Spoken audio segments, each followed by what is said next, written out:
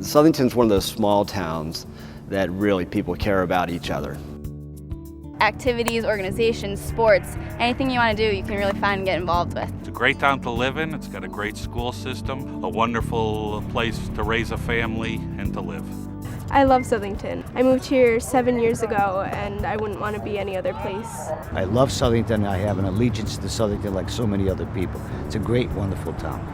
I think Southington could be any town in this great country. However, what's different about Southington is that, at least in my experience, it's blessed with many more caring people who are willing to stand tall for the next generation. We were, as a community, tragically awakened about 5 or 6 years ago when 4 of our young people took their lives within 1 year's period of time. On top of that, we did an extensive survey on behaviors of students. And what we saw is that a lot of our young kids were involved with risky behavior. It took one of our high school students to come to us and say, what are we going to do? This is not acceptable in our eyes and we're scared. What can we do? And I think the combination of the data that we collected, what folks read about in the newspaper, brought together a half dozen of our most caring citizens. Community leaders got together and thought that something needed to change in town. We needed a relentless effort from the community. It's not just the parents, it's not just the schools. It really needs everyone to help support this system and to get a safety net around our kids. Everyone had to work together to get the job done. Their work resulted in our STEPS organization building assets and doing some terrific things for children. So from there we reached out, and true to Southington fashion, everyone jumped on board.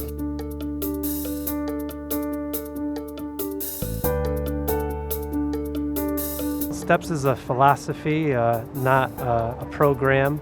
Hopefully we're going to be changing the community with a new philosophy, trying to get kids involved and to stay away from risky behaviors.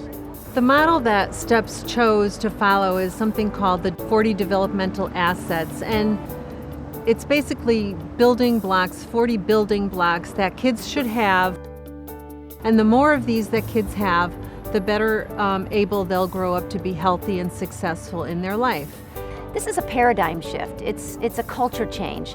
Within every school, within every classroom, within every building, we want to make sure that, the students are building assets. We know that the more assets that these kids have, the better chance they have to stay away from risky behavior. My name is Emily Socha. I'm a junior from Southington High School, and I've been actively involved in STEPS since my freshman year. One of the keys for success for STEPS will be on youth leadership and youth involvement. They're so much more impactful dealing with their own peers than we are in this case. I just think it's a great organization. It's positive for our whole community, our school. Everyone can really benefit from it. Our goal is to bring the community together and unite youth with adults and make sure youth are into positive aspects of life. I see it as an opportunity for students to help students. I see some great mentoring opportunities for adults to be involved with students at risk. It's an opportunity for every parent in this community to latch on to a prescribed plan. And I think most of all, I see it as a platform that will have the opportunity to be a model, not only for this town, but for towns that are looking to do what's right for children. STEPS is not just another organization. We care about other people's children. As I look at the future for Southington, I think it really is with the kids. A lot of them are going to be living here as they grow up and be adults. They're going to be giving back to the community through volunteerism, to supporting those in need. So it's important that they get that now, so it's just natural for the next generation. To see our kids go in front of the town council and make presentations, that's pretty cool. Right now, I'm a co-chair for the Community Service and Events team, and our team is growing. We had a big group meeting in January, and now we've got 30 people coming to our meetings. And I believe that we have the substance within our schools, within our STEPS organization, within this community to make a presence on the national level of how to be proactive rather than reactive. No one can do it alone, so it's a group effort. If we fail at this, we can never bring it back. We need to stay on it. So it's a matter of policy change, environmental change, cultural change throughout the whole community. So after a while, it just become everyday life of how we're supporting our kids. STEPS is really beginning to work. The STEPS has become a common name around town. People know STEPS, people understand STEPS, and this is just the beginning. It's going to go places. There's informational sessions that will be going on continuously.